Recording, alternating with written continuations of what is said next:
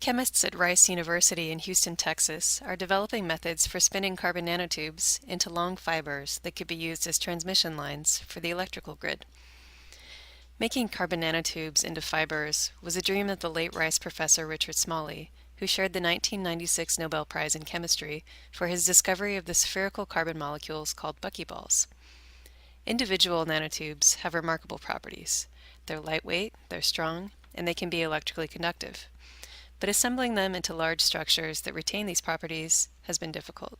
The Rice process begins with the production of carbon nanotubes inside this reactor.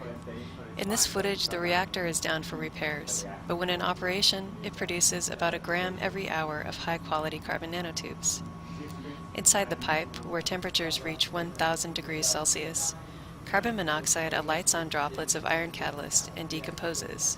The carbon atoms build back up into hollow nanotubes. Nanotubes are really interesting because they have an incredible combination of properties. From a material science or a material engineer, it's almost like the idea of playground. They're very strong, they have very high strength and very high stiffness.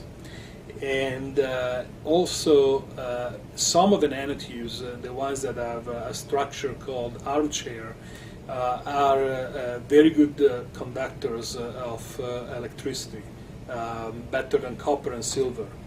And they also, all the nanotubes are also very good conductors of heat. They have a high thermal conductivity. Moreover, being made of carbon, their density is pretty low. It's more or less the density of, typical density of plastics. And so the combination of all these properties makes them very interesting for a lot of applications. In our case, you would want to use them as nanoparticles. And when you use them as nanoparticles, that's where you would have the most advantage compared to metals. The next step is an acid rinse that removes traces of iron catalyst from the nanotubes. A chamber of nanotubes is fastened to a flask of boiling hydrochloric acid. As the acid condenses and drips onto the tubes, it carries away any impurities. Nanotubes are not soluble in even this very strong acid.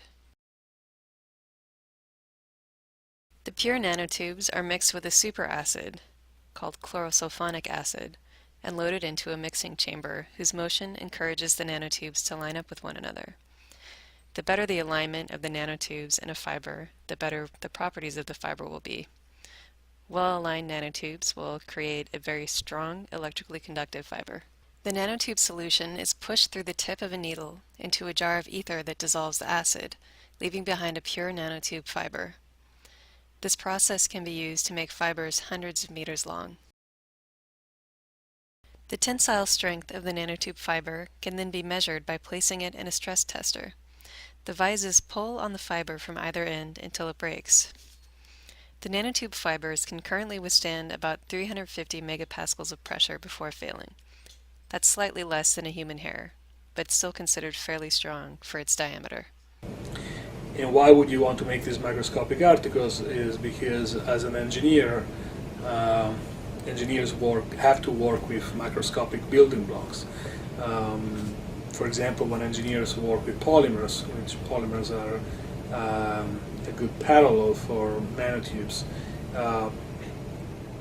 they don't work with individual polymer molecules.